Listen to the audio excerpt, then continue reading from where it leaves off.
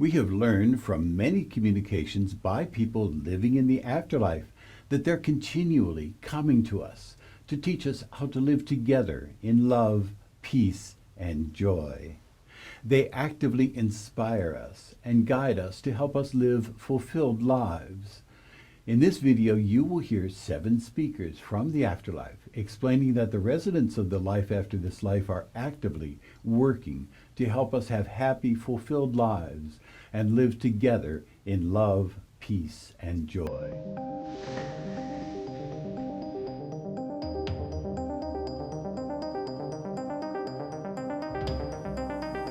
Hello, I'm Dr. R. Craig Hogan, President of the Afterlife Research and Education Institute and Seek Reality Online. I'm the author of 8 books with the evidence you will live on after your body dies. Many speakers living in the afterlife have told us the residents of the afterlife are helping us learn to live together in love, peace, harmony, and happiness. In this video, I present recordings of 7 of these individuals living in the afterlife, telling us they are much more intimately involved in humankind and our lives than we realize. Some of the recordings are from Leslie Flint's sessions. Leslie Flint was the most talented direct medium who ever lived. He would sit in a room and people living in the afterlife would speak through an ectoplasmic voice box that formed on his shoulder. You can read about Leslie Flint and the proof his mediumship and recordings are valid in the link in the description below. The first speaker is Samuel Wilberforce. Wilberforce had been a deacon of Westminster and Bishop of Oxford in England. He wrote the history of the American Church and heroes of Hebrew history. In 1854, he opened a theological college at Cuddleston known as Ripon College. Wilberforce transitioned to the next life in 1873. The recording you will hear was made in 1967. Wilberforce says that the earth could be a much happier place in which peace and brotherhood would prevail. When man realizes the fundamental truths of spiritual things and communication between our world and yours, when he sees the main reason and purpose of our coming, not only just to comfort mankind, but that man should be given the incentive to put his house in order, so that the generations yet to come shall be brought into a world of peace and tranquility, that when they will see the world for what it really is, the training ground of the soul, the developing, as it were, of man himself to a higher being, that the earth is the womb, as it were, of life, and that this great world of earth could be a much happier, much more joyous place in which peace and brotherhood could reign and men could form, as it were, for themselves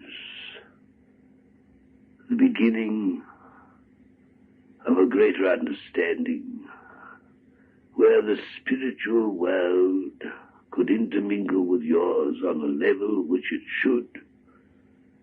And then, truly, you could be led and guided and uplifted, and you could become as one with us, and then we could impart to you much that is impossible to give now. The second speaker is Emma Harding Britton. Harding Britton was an early founder of the spiritualist movement. She came into a Leslie Flint session in 1969, 70 years after her transition from Earth. She explains that they in the afterlife are working to bring humankind together to live in love, peace, and joy. She refers to this method of communication through Leslie Flint as part of their effort. This method of communication, properly used and applied, can do more for the spreading of truth and the bringing together of mankind and the peace that we all seek upon earth in any other form or method. So therefore, my friends, do not be disheartened, though you sometimes are discredited. Go forward in strength. Know that we are with you, and that which we do is truly greater than ourselves. We are but the servants of a greater power. Go forward and know that we are with you always. The third communicator was actor Rudolph Valentino. Valentino came through in Leslie Flint's sessions several times from 1962 to 1970. Valentino said that the fervent desire of those in spirit to help the world know the vital truth that consciousness is eternal. That knowledge will take away all the fear and turmoil of the world, to change humankind into having a spiritual mind and nature while still on earth.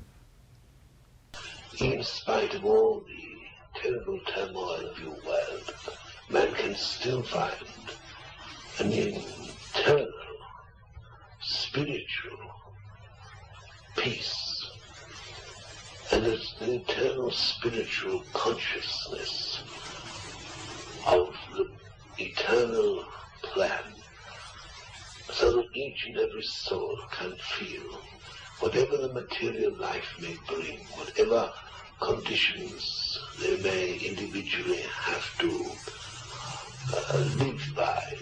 Yes. They can have that strength, that fortitude, that courage, which only the truth can give them.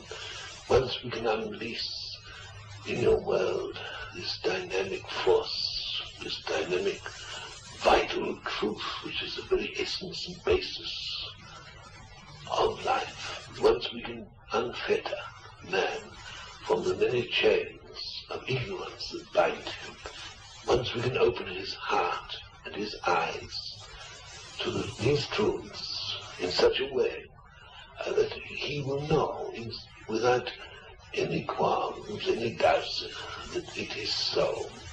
Whatever the world may offer in the way of unhappiness, whatever the tests that may be set him, he will have that inner strength, that inner realization that all is yet well, though the physical life may be troubled, though the heart may be heavy because of the material conditions under which he may live, yet within himself this inner peace, this inner realization that in all things there is fundamental truth, fundamental good.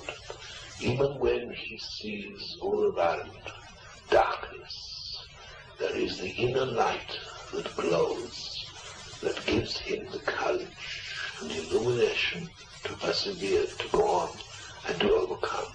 Whatever he may suffer, whatever he may befall him, yet he will know by this truth, by that which we hope to give, he will have that assurance beyond all shadow of doubt that life is continuous, that life is a living reality, that it is the life of the mind and the spirit that conquers all the outer things, which in themselves are but the shadows. We want to discard from man all the shadows and all the dark places. Give him that courage that only the truth can give, and make it possible for him in consequence to find that peace which will transfer, as it were, while yet in the world of the flesh, transfer him into the realms of the spirit, in mind and in nature, to make man truly a spiritual being while yet in material body. And if we can do that gradually and infiltrate this into all peoples, gradually in all the world, there will come changes, and in time the world will change, and the outlook of man will change, and peace, true peace, will come.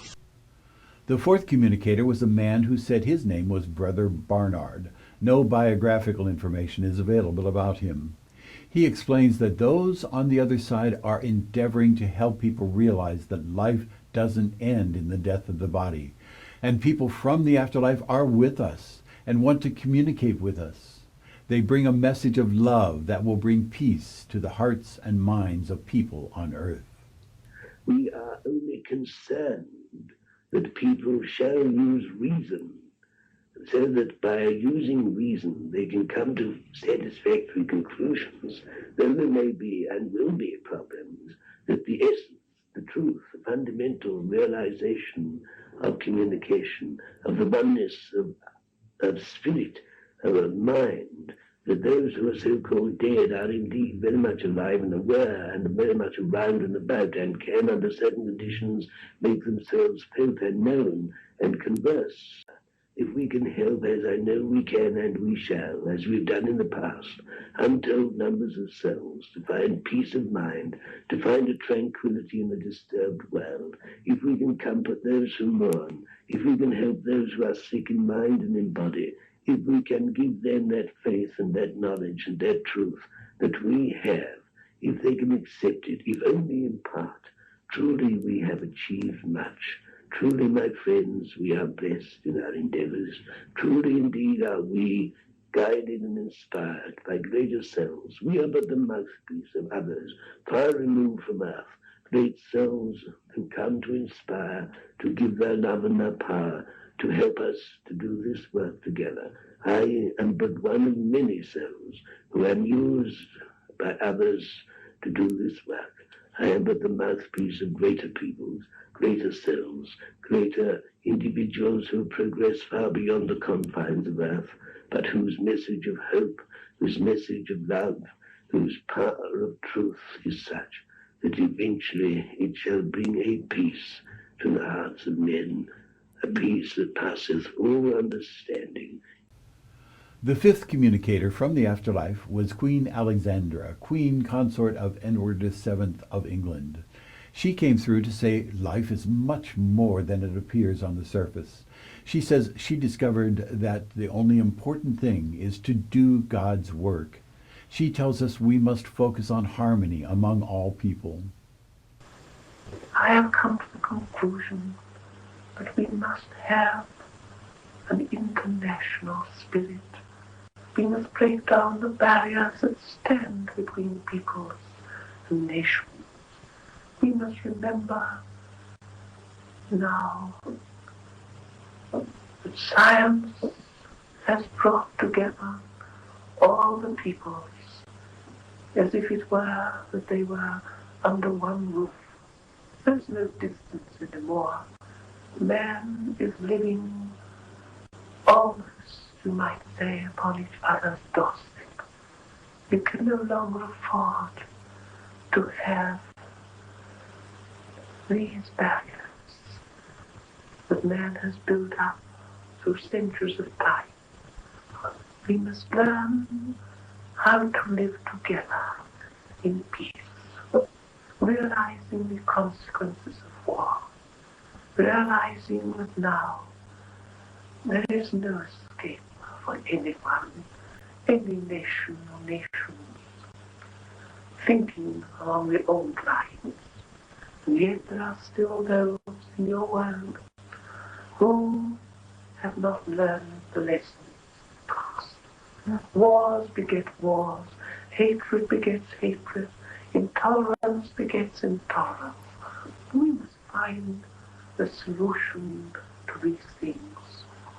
We must try to make man everywhere conscious of his inheritance, the inheritance which is by nature his very own, that you are all the children of a living God, and that there are no barriers, that you are all one, irrespective of class or creed or color or language.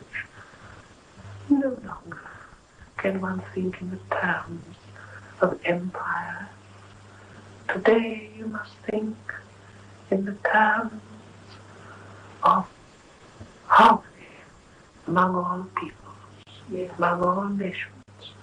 In fact, it seems to me that you must now consider yourself a member of every nation, of every race. No longer can you say that you are this or that you are that. There are no barriers left.